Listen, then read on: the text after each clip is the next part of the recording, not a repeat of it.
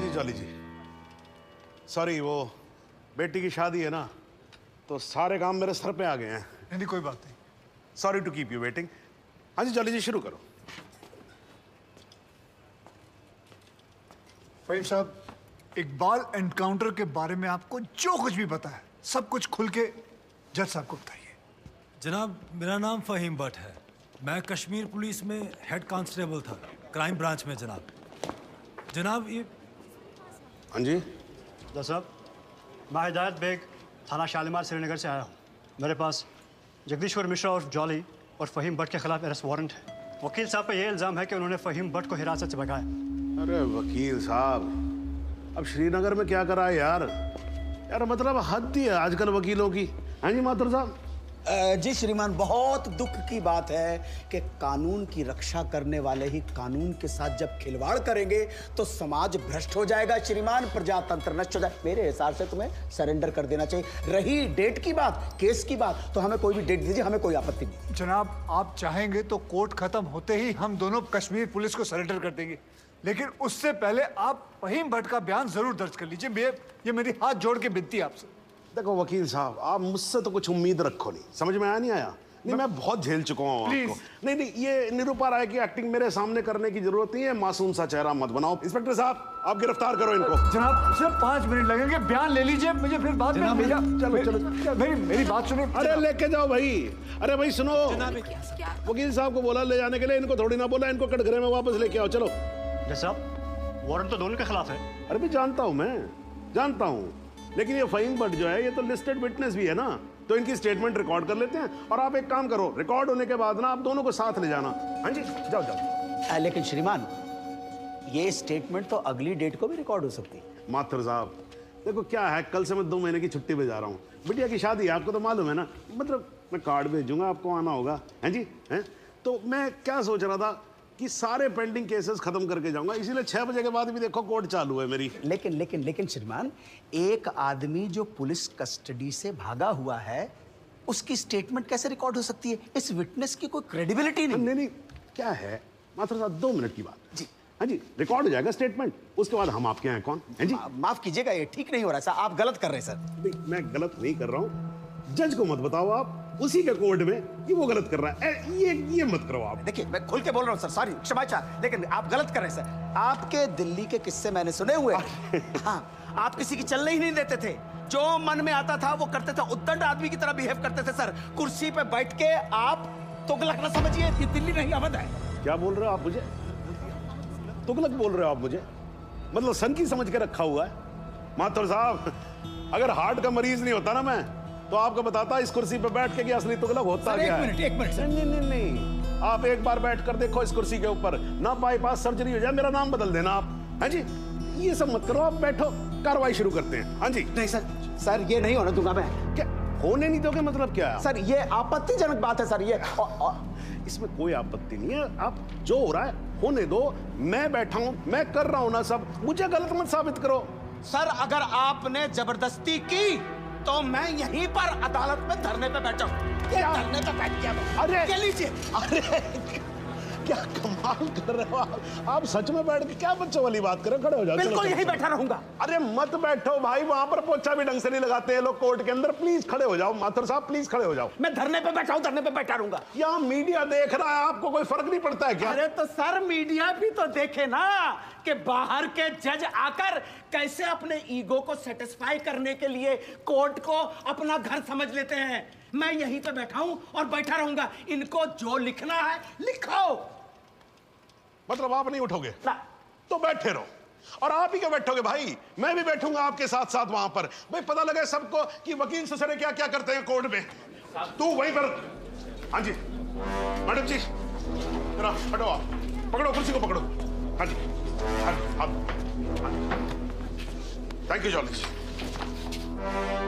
हाँ जी माथुर साहब, अब तो आप बैठो और बैठेंगे हम, और आज देख लें इसमें कितना है दम। ठीक है ना?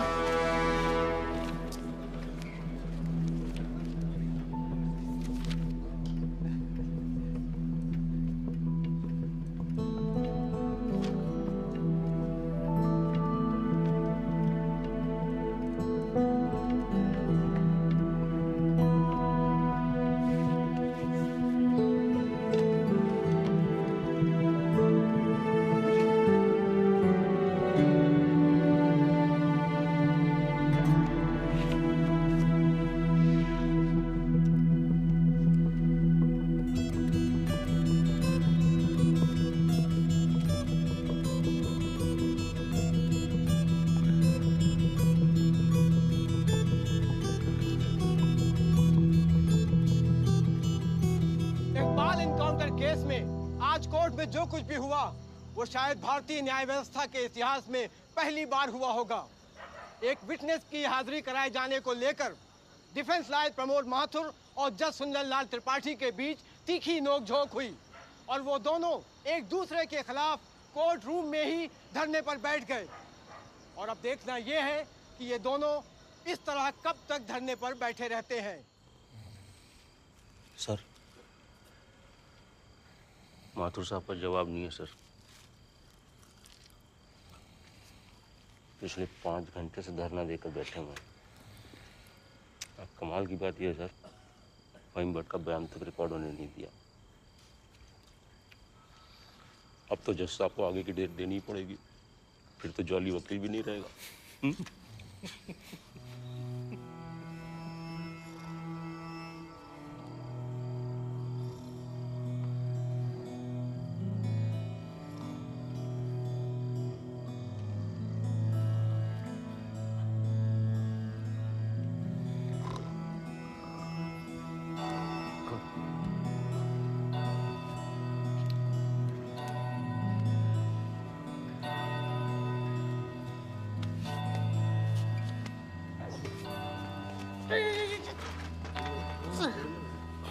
सर,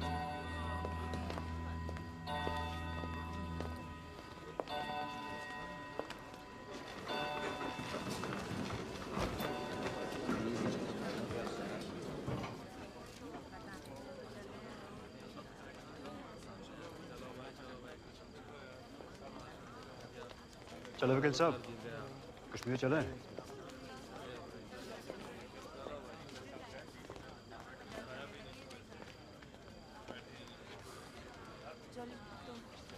मैं चलता हूँ, अपना ध्यान रखना, ठीक है?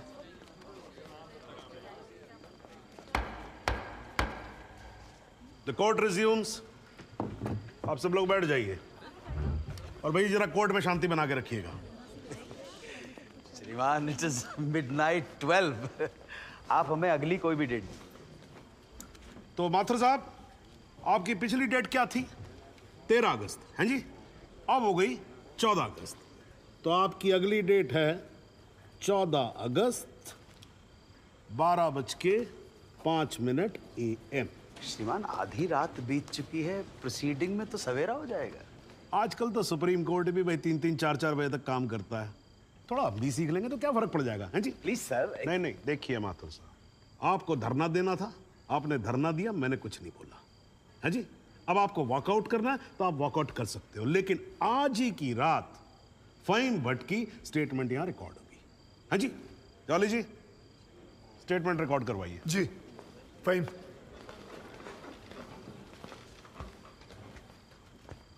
जनाब, बहुत बहुत शुक्रिया। फहीम साहब को बताओ क्या क्या हुआ था। जनाब, इस इनकाउंटर से कुछ महीने पहले हमने एक इंटेलिजेंस रिपोर्ट भेजी थी सिंह साहब की टीम को, जिसमें एक कश्मीरी मिलिटेंट इकबाल कादरी के डिटेल्स थे जो यहाँ लखनऊ में छिपा था। जनाब, इस इनकाउंटर से एक दिन पहले मुझको फ़ोन करके यहाँ बुलाया गया ताकि मैं इस बात की शिनाख्त कर सकूं कि जिस इकबाल को इन्होंने पकड़ा है वो इकबाल कादरी है या नहीं। जनाब, जब मैं यहाँ पहुँचा तो उस शख्स का निकाह हो रहा था। मैं देखते ही समझ गया कि ये इकबाल वो इकबाल नहीं है। मगर जनाब, सिंह साहब की टीम ने मुझ पर प्रेशर बनाया कि मैं अपनी रिपोर्ट में ये कहूँ कि इकबाल कासिम ही इकबाल कादरी है। मैंने ये करने से मना कर दिया और मैं श्रीनगर वापस चला गया। फिर जनाब, जब मैंने इनकाउंटर की न्यूज़ पढ़ी तो मेरे को जनाब बड़ा अफसोस हुआ। मैंने श्रीनगर में अपने अफसरों को बताया तो बोले बात को रफा दफा करो। मैंने बहुत समझाया उनको, वो नहीं माने। जब वो नहीं माने तो मैंने दिल्ली में सेंट्रल एजेंसी को इस इनकाउंटर की कंप्लेंट कर दी। मुझ पर कंप्लेंट वापस लेने के लिए बहुत प्रेशर डाला गया। फिर मैं नहीं माना तो इन्होंने क्या किया जनाब, एक दिन मुझको गिरफ्तार कर लिया, एक झूठा मुकदमा बनाकर मुझे जेल में डाल दिया जनाब, और मेरे को जनाब महकमे से भी बाहर कर दिया जनाब मेरे को। शुक्रिया जनाब। माथुर साहब, आप कुछ कहोगे या नाराज हो अभी तक? अरे नहीं नहीं श्रीमान, आपकी नाराजगी मोल लेकर अपनी दुकान थोड़े बंद करवानी। मगर मैं तो ये पूछना चाहता हूँ, आप तो गुस्सा नहीं है? नहीं, मैं नाराज और आज कुछ नहीं हूं, लेकिन यार अगली बार से तुगलक मत बोलना मेरे को, हाँ जी माथुर साहब, मतलब इस कोर्ट में बैठे बैठे मेरे बाल सफेद हो गए। I think I deserve some respect. क्षमा प्रार्थी हूँ श्रीमान। ठीक है, आप शुरू करो। फाइन भट्ट, आप माननीय न्यायाधीश महोदय को बताएंगे कि ये केस क्या है, इस अदालत में हम किस सच्चाई की खोज कर रहे हैं। ये कि कांस्टेबल भदौरिया और इकबाल की मौत कैसे हुई। तो आपने अभी जो राबी चिनाब झेलम जैसी लंबी कहानी सुनाई है, उससे कहीं ये साबित होता है कि इन दोनों की मौत कैसे हुई? क्योंकि मौके वारदात पे आप तो थे नहीं। जी नहीं, लेकिन ये तो पता चल। लेकिन वेकिन कुछ नहीं। अगर कोई और फिल्मी कहानी सुनानी हो तो जज साहब को सुनाई। इनको फिल्मों में बहुत इंटरेस्ट है, मुझे बिल्कुल कोई दिलचस्पी नहीं है। मुझे तो मेरे प्रश्न का सीधा साधा जवाब दे दो यार, यस और नो। जी नहीं। Very good, well done. Fine, but ये अगस्त 2010 में कश्मीर पुलिस ने कुपवाड़ा इंसिडेंट में तुमको 6 महीने के लिए सस्पेंड कर दिया, क्यों? जनाब, इस सवाल का हमारे केस से क्या संबंध है? पंडित जी, अगर कोई संबंध नहीं हुआ ना तो काला कोट पहनना बंद कर दूंगा। मैंने आपसे कहा था ना, आपकी तरह कान घुमा कर नहीं पकड़ूंगा, सीधे पकड़ूंगा, कस के पकड़ूंगा।